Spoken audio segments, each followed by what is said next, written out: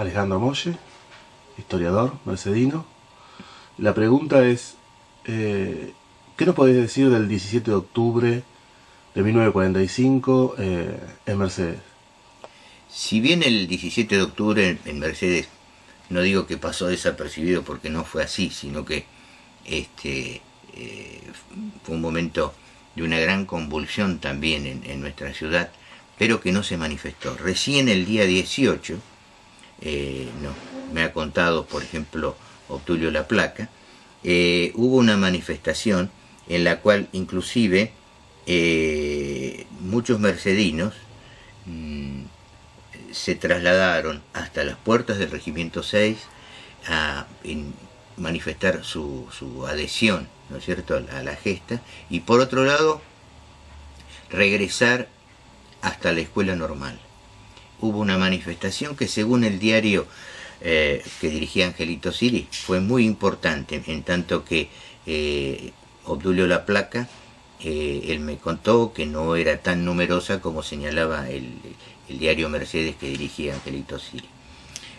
La importancia que tuvo en ese momento fue porque la CGT había declarado un paro general para el día 18 y los gremios mercedinos, en consonancia con la disposición nacional de la CGT, bueno, acataron el paro. Entre ellos, fundamentalmente, el gremio de comercio, que para la época era muy fuerte aquí en Mercedes.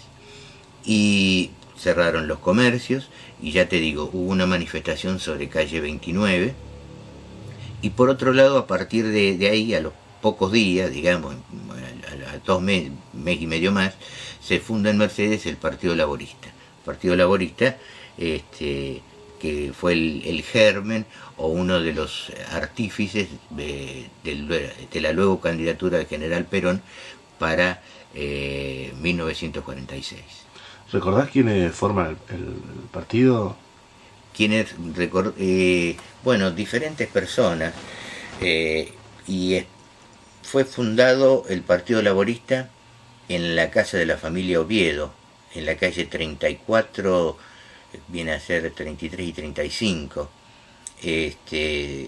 Ahí fue fundado, y inmediatamente después, en enero, fue fundado la rama femenina, que justamente la madre de los Oviedo, tanto de Norma como de Jorge Oviedo, que son militantes peronistas, bueno, fueron los que instaron a las mujeres mercedinas a ser parte de este nuevo movimiento que daba otra visión distinta de lo que era el país, otro reconocimiento a la persona, y fundamentalmente tomaba como base ciertas y determinadas orientaciones que habían sido expresadas en encíclicas papales, como por ejemplo la encíclica Rerum Novarum del Papa León XIII.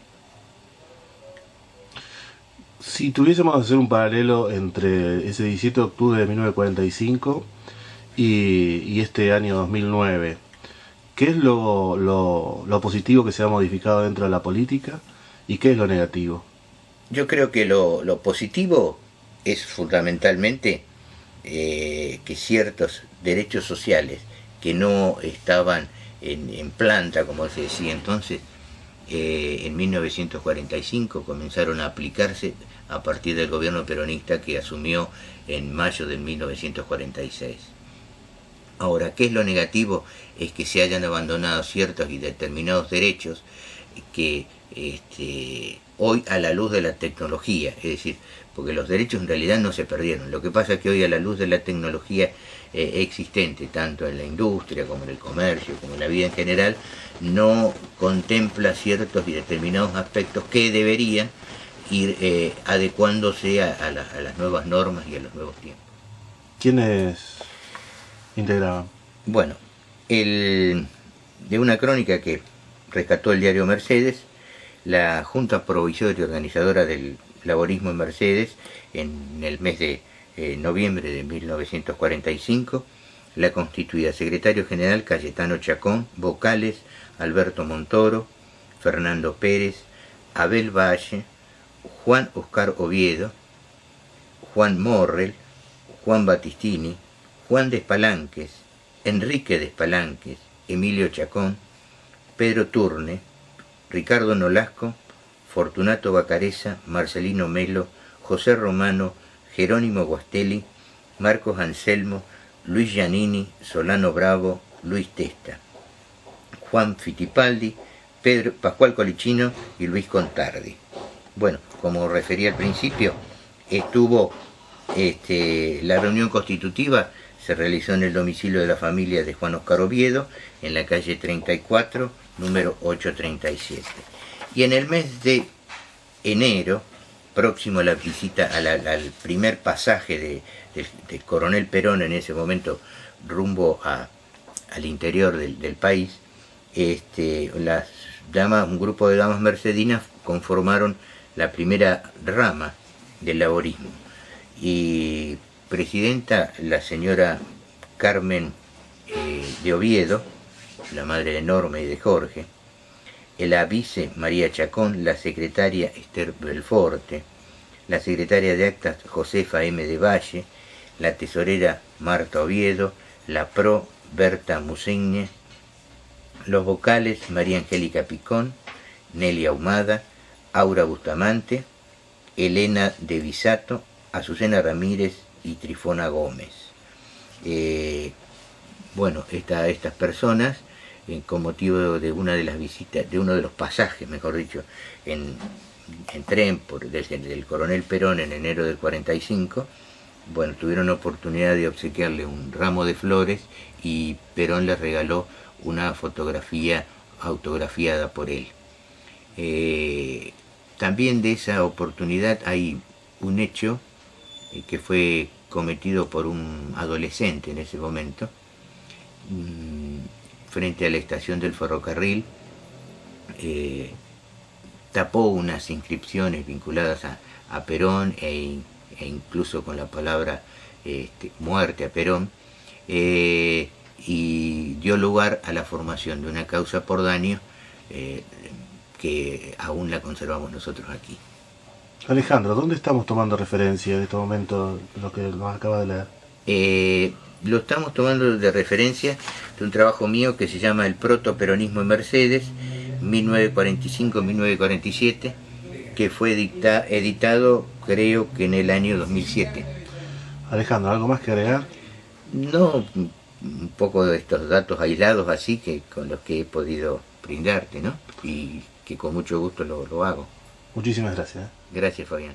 Queríamos que nos cuente un poco sobre el 17 de octubre en Mercedes, o bueno, sobre el 18 de octubre en Mercedes. Cuéntenos un poquito la historia. Bueno, me tocó vivir en esa época que yo estaba en la Unión, era de la Unión Cívica, de la Unión Cívica Radical. Entonces nosotros los radicales principalmente estábamos ávidos de un cambio nacional, político, porque estábamos en el sistema que había, porque en vez de un partido político más vale era un sistema, el conservadorismo, que manejaba la economía en sí del país y prácticamente a lo mejor también la conciencia de los ciudadanos que tendrían que haber sido del país. Y no era así. Y el radicalismo era un conjunto de gente muy disciplinada, su partido y todo, pero no tenía el poder que tenía el conservador, ¿no es cierto? Y la juventud ya remando, porque en aquel momento la juventud se encontraba con la vida muy pronto. Terminábamos la escuela, la poquita escuela que podíamos tener, y teníamos que buscar el futuro para nuestra vida. Entonces recuerdo que lo volcamos muchos de la juventud así conversando, en conversaciones, ya estamos volcados hacia Perón, que estaba en la Secretaría de Trabajo y Previsión. Ocurre esto, que Perón estaba haciendo su política, hoy después uno lo comprende, estaba haciendo su política, y ya lo veíamos como una persona que podía llevar adelante un nuevo partido o algunas cosas así. Pero Perón era más inteligente que uno, lógicamente, remotamente más, y él pensaba al revés que a lo mejor pensaba uno. Él pensaba que tenía que ir a un partido grande, volcarse a otro partido que era el radicalismo,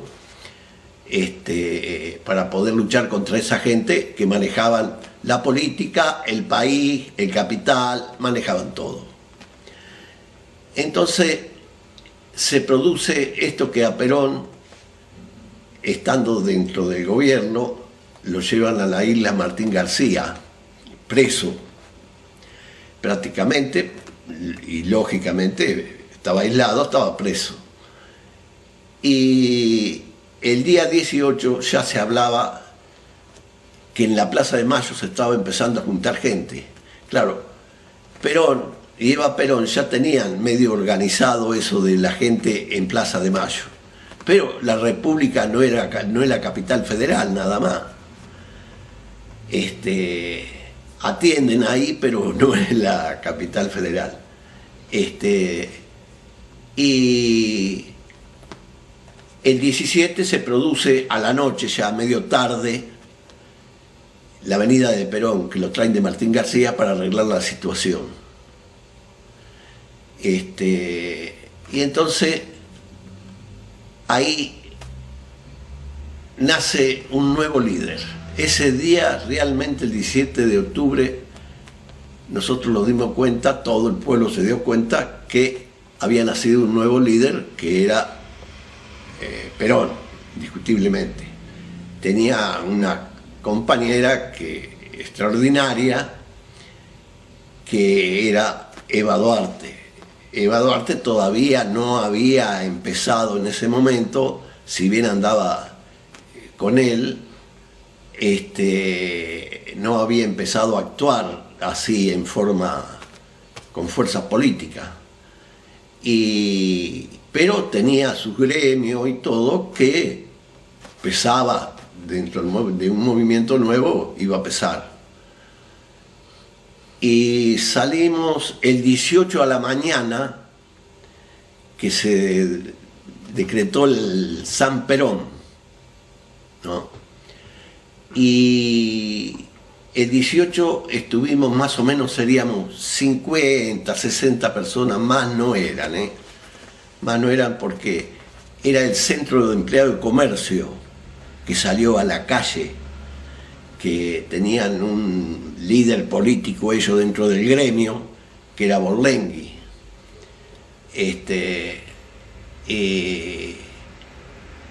Entonces estaban más preparados para salvar una situación así de política, de conducción, ¿no es cierto? Salen los muchachos estos, yo andaba por ahí con la bicicleta de reparto, que tenía negocios ya, a mi corta edad ya tenía negocios por mi cuenta, con un hermano, y fui y dejé la bicicleta, estaba 3 cuadras y media de ahí, dejo la bicicleta y me vengo a donde estaban ellos reunidos, porque a mí ya me brotaba el peronismo, ¿no es cierto? Y fuimos al regimiento con una bandera que habían llevado ellos, y lo atendió el jefe del regimiento. Nosotros creíamos que no lo iban a dejar entrar, pero no, pasen ya. Más o menos el ejército estaba con Perón. Perón era dentro del ejército, siendo coronel, era un líder ya. Entramos, lo atendió el jefe del regimiento ahí, y después volvimos. Y los comercios hicieron paro. Por eso ese dicho de San Perón. Entonces estaban ahí, y García, Anido, me recuerdo, y otros más, pero de esos dos me recuerdo patente, de García y Anido, me recuerdo bien, que trabajaban en el BO, creo que los dos trabajaban en el BO. Y representaban al Centro de Empleo de Comercio. Entonces fuimos hasta la escuela normal, que era la única escuela que había abierto sus puertas a la mañana. Y cuando llegamos vamos hasta la escuela normal, vamos a ver, ellos manejaban eso, lógicamente, el asunto. Y fuimos hasta la escuela, sale el doctor Gentile ahí al hall de entrada que tiene la escuela, subiendo las gradas ahí. Entonces el doctor Gentile era un señor, ¿no? Dentro de la institución de personaje de Mercedes era un señor. Sale el doctor, que era un hombre muy sencillo, muy simple para hablar, para conversar, y los dijo que sí, que él había abierto la escuela porque no tenía orden, y lo que recuerdo siempre las palabras que lo dijo, que él era hijo de chacarero, que le había costado mucho hacerlo estudiar, y lo único que él tenía como parte de él era la escuela normal.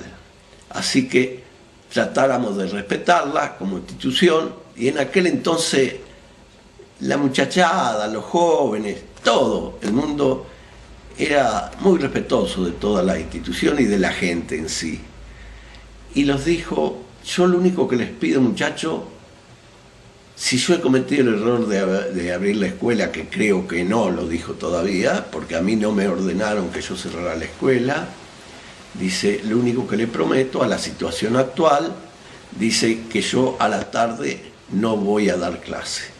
Eso les prometo. Así que le pido en este momento respeto por mi escuela, dice, ¿no? Pero éramos 60, más de 60 no éramos.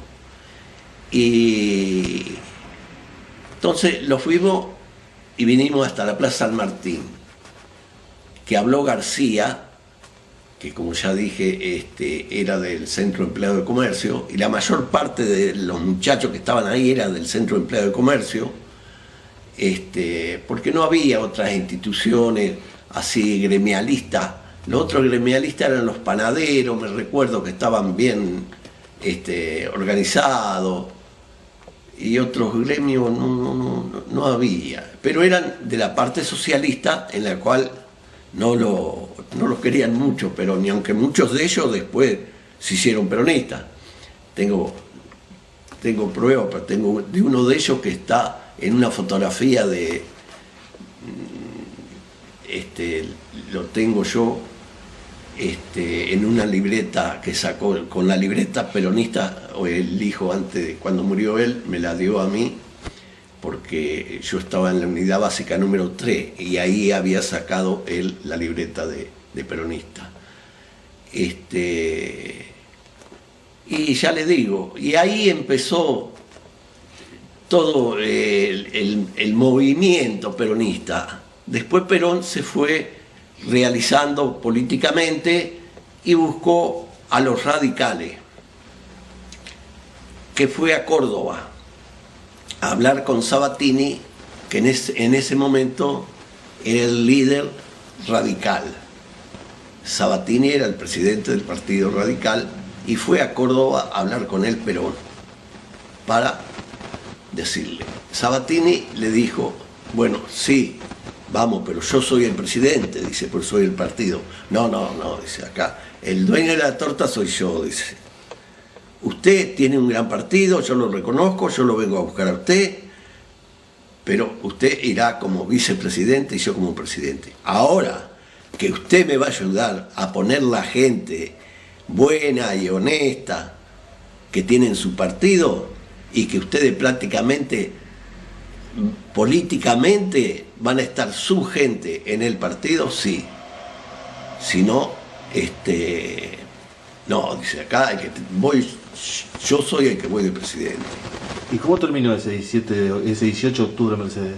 El 18 de octubre terminó que a la tarde lo íbamos a reunir otra vez a las 6 de la tarde en la Plaza San Martín, y no hubo reunión. ¿Y qué surgió después de ese 18 de octubre, Mercedes? Surgió que el gremio se resistían un poquitito, y no actuaron. Pero Perón fue evolucionando dentro del Partido Radical, porque no sé su edad, pero si cuando el doctor Siri estaba de intendente en la capital federal, a lo mejor usted... Yo tengo 38. Bueno, eso fue en el 46, 45, 46. Cuando Perón empezó a tomar fuerza, se lo llevó a Siri, que era el radicalismo de Mercedes. El grueso del radicalismo de Mercedes se juntó con el peronismo. El doctor Tamaño, el doctor Zamudio, el doctor Siri, los hermanos Laforgue, que eran escribanos. Uno era escribano, el otro no sé si también era escribano, no recuerdo. Don Juan Lanfranco, mucha gente buena del partido, no buena, bueno eran todos, ¿no? Porque había un conjunto de hombres que no tenían diferencia. Mercedes fue privilegiado en ese aspecto político. Y del otro lado del radicalismo quedó el doctor San Martín, me recuerdo, que era abogado, extraordinaria persona, muy buena persona. Quedó del otro lado porque no quiso adherirse. Porque sucedió esto con lo que yo le estaba narrando a usted del asunto de Perón en Córdoba con Sabatini. No llegaron a un acuerdo. Entonces Perón, ni lerdo ni perezoso, dice, me voy a buscar el segundón. El segundón en el Partido Radical era un correntino, Hortensio Quijano, que fue de vicepresidente con él. Entonces, con Quijano, agarró viaje Quijano, ¿no? Dice, ustedes prácticamente van a gobernar porque es la gente de ustedes que va a gobernar, dice, ¿no? Porque yo no tengo gente, dice, que para poner en el gobierno. Si bien voy yo a conformar un gobierno, que lo primero que hizo Perón fue lo mejor que tiene el peronismo es la doctrina peronista, en la cual, en ese libro que yo le comentaba, que hizo en España, ahí dice, le digo a mis correligionarios y amigos, dice que, y compañeros, que la doctrina se pueden cambiar todos los párrafos, pero que jamás vayan a cambiar la esencia de la doctrina. Que eso es una cosa muy, muy interesante, ¿no? Y se fue formando. Las primeras elecciones no fue fácil ganarla, ¿eh? Claro, en ese momento, como hay siempre, tenía la prensa, tenía todo, Perón tenía todo en contra. Y costaba llegar. Pero ya se desparramó tanto y era tanto las ansias del cambio que tenía el país, de su conducción política, que llegamos a que, convencido que Perón tenía que triunfar. Y así convenció a la mayor parte del pueblo. Las primeras elecciones, como dije anteriormente, no fueron fáciles, fueron medias reñidas, pero después, ante los hechos, ante la evidencia de gobernar, que se sintió un cambio muy profundo en el pueblo. Un cambio muy profundo. Qué sé yo, y uno lo sintió más porque yo vivía en un barrio que era muy politizado entre conservadores y radicales cuando se hacían las elecciones, ¿no? Y Perón llevó adelante, acompañado por Eva Perón, que en ese pesaba mucho Eva Perón, con los gremialistas de la capital, empezó a formar gremios más fuertes, y con más conocimientos políticos a lo mejor, porque realmente le hizo una cultura, de la política hizo una cultura. Y fue adelante, le costó gobernar porque tenía muchas contras, pero con mucha inteligencia y algunas cosas sabia que tenía Perón también de la política, iba bien. Bueno, Julio, Iba bien.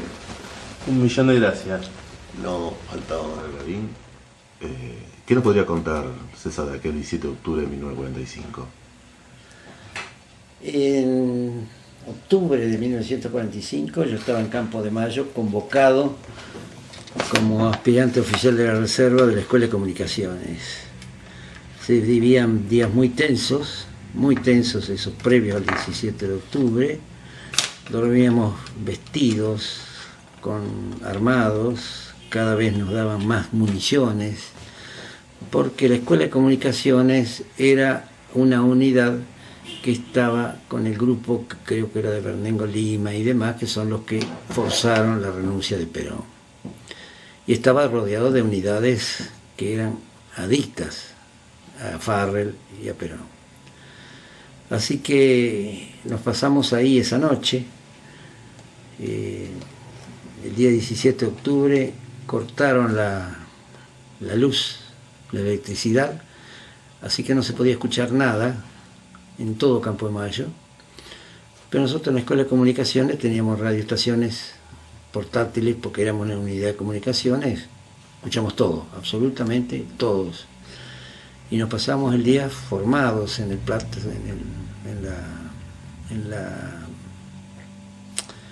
en la plaza de armas, entre rumores que nos iban a bombardear, pero felizmente no pasó nada. El día 17, el día 18 a la tarde, nos convocan a todos que nos fuéramos a la casa a buscar ropa civil, y el día 19 de la mañana nos mandaron a todos a la casa. Es decir, la unidad quedó sin aspirantes ni los soldados que eran de la compañía de servicio. ¿Cuáles eran sus sentimientos íntimos? Bueno, yo esos días tampoco entraban diarios, ni entrábamos en revistas porque no salíamos. Estaban entre la gente, los aspirantes, había distintas ideas. No había peleas ni nada, pero había distintas peleas. Yo ya venía de la línea nacionalista y venía enfrascado con los principios del peronismo. ¿En qué momento usted toma la decisión de hacerse peronista? Bueno, fue apenas salí, yo salí el 19 de octubre y en diciembre del 45, sin que nadie me llamara, me afilié a la Unión Cívica Radical Junta Renovadora.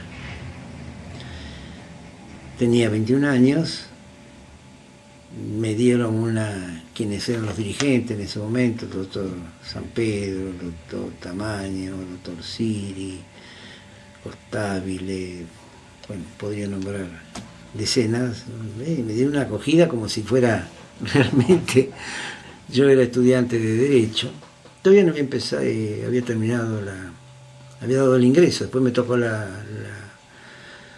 y estaba estudiando ya para en diciembre rendir alguna materia.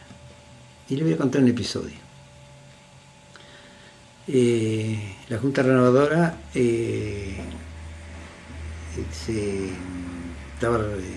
tenía su sede en la Recoba, en la parte alta de la Recoba, Unión Cívica Radical Junta Renovadora. Y un día iba caminando por ahí y me encuentro con Raúl Regueiro. Raúl Regueiro fue el primer chico con que yo jugué, porque vivíamos en la sección Quintas. Mi papá tenía chacras, alquilaba campo, y el padre de Raúl trabajaba con papá. Y vivíamos enfrente, así que es más, Raúl, cuando tuvo ese problema que era el poliomielitis, mi padre lo llevó en un Forte al hospital de niños en 2 oportunidades. Y entonces nos encontramos, me dice, ¿vos sabés? Dice, ¿cómo se puede hacer para entrar acá? Y vamos, le digo, entrá, vení. Y lo llevé a afiliar. Fue por eso que contaba, este episodio alguna vez lo he contado, pero no ha trascendido, pero siempre tuve muy buena relación con Raúl, que venía desde aquella época, ¿no? ¿Qué mensaje dejaría a los jóvenes para este 17 de octubre del año 2009? En referencia al peronismo, ¿no? De ese peronismo del 17 Yo de 45. todo lo que ocurre ahora, hay una frase de Perón, que fue del primer tiempo, del primer momento hasta que se fue, que él lo dijo varias veces, a veces expresamente y otras implícitamente. En este momento de gran pobreza, en este momento de concentración de la riqueza, en este momento de ir contra las empresas, de ir contra las inversiones, de subalternizar todas las organizaciones, Perón decía siempre que no era cuestión de bajar al que estaba arriba, sino de hacer emerger al que estaba sumergido. Y eso es lo único que va a hacer grande al país. Que no haya excluidos, que no haya chicos que no pueden ir a la escuela porque no pueden, van a comer malnutridos, chicos que endiosan al padre que llega a la noche y les trae algo a la mesa porque levantó un par de kioscos, y ese es un Dios para él. Y así se va creando en nuestra juventud, esa juventud de ese nivel, que es mucho, mucho, pero mucho más importante que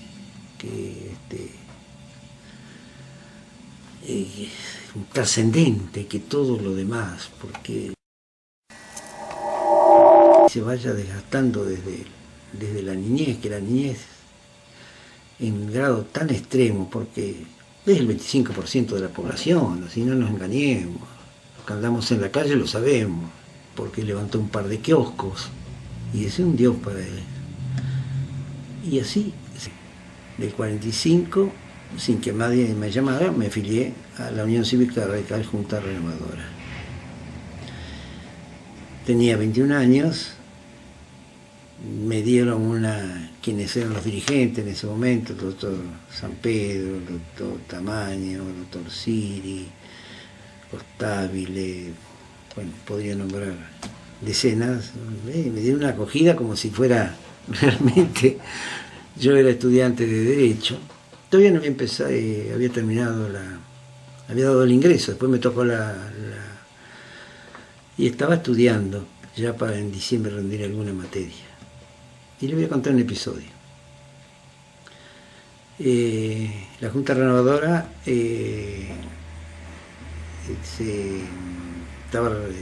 tenía su sede en la Recoba, en la parte alta de la Recoba, Unión Cívica Radical Junta Renovadora. Y un día iba caminando por ahí y me encuentro con Raúl Regueiro. Raúl Regueiro fue el primer chico con que yo jugué, porque vivíamos en la sección Quintas. Mi papá tenía chacras, alquilaba campo, y el padre de Raúl trabajaba con papá. Y vivíamos enfrente, así que es más, Raúl, cuando tuvo ese problema que era el poliomielitis, mi padre lo llevó en un Forte al hospital de niños en 2 oportunidades. Y entonces nos encontramos, me dice, ¿vos sabés? Dice, ¿cómo se puede hacer para entrar acá? Y vamos, le digo, entrá, vení. Y lo llevé a afiliar. Fue por eso que contaba, quería este episodio, alguna vez lo he contado, pero no ha trascendido, pero siempre tuve muy buena relación con Raúl, que venía desde desde aquella época, ¿no? ¿Qué mensaje dejaría a los jóvenes para este 17 de octubre del año 2009? En referencia al peronismo, ¿no? De ese peronismo del 17 de todo lo que ocurre ahora, hay una frase de Perón, que fue del primer tiempo, momento hasta que se fue, que él lo dijo varias veces, a veces expresamente y otras implícitamente. En este momento de gran pobreza, en este momento de concentración de la riqueza, en este momento de ir contra las empresas, de ir contra las inversiones, de subalternizar todas las organizaciones, Perón decía siempre que no era cuestión de bajar al que estaba arriba, sino de hacer emerger al que estaba sumergido. Y eso es lo único que va a hacer grande al país. Que no haya excluidos, que no haya chicos que no puedan ir a la escuela porque pueden, van a comer malnutridos, chicos que endiosan al padre que llega a la noche y les trae algo a la mesa porque levantó un par de kioscos y es un dios para él. Y así se va creando en nuestra juventud, esa juventud de ese nivel, que es mucho, mucho, pero mucho más importante que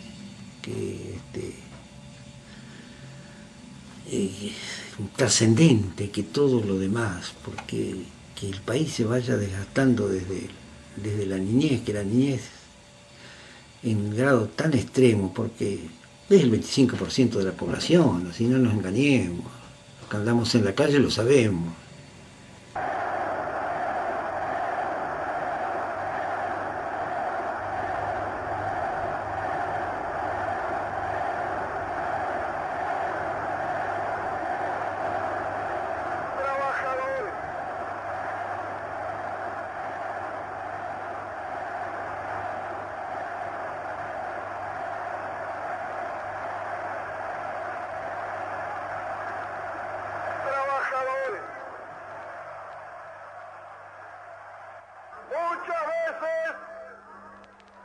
Muchas veces he asistido a reuniones de trabajadores. Siempre he sentido una enorme satisfacción, pero desde hoy sentiré un verdadero orgullo de argentino, porque interpreto este movimiento colectivo como el renacimiento de una conciencia de los trabajadores, una conciencia de los trabajadores que es lo único que puede hacer grande e inmortal la patria.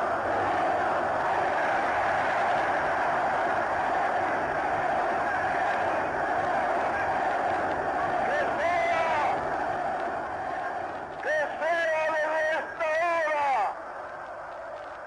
que será histórica para la República, el coronel Perón, un vínculo de unión, que sea esa unidad indestructible e infinita, para que nuestro pueblo no solamente posea la felicidad, sino que también sepa dignamente defenderla.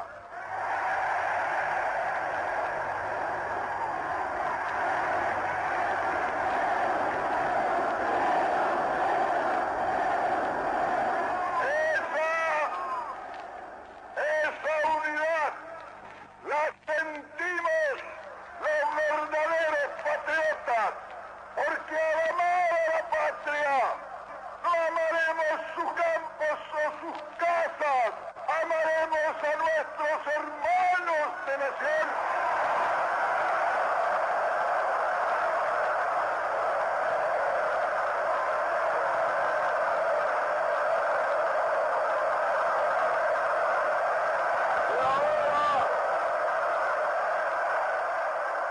Y ahora llega como siempre para vuestro secretario de Trabajo y Previsión, que seguirá luchando al lado vuestro por ver coronada esta obra, que es la ambición de mi vida, que todos los trabajadores sean un poquito más felices.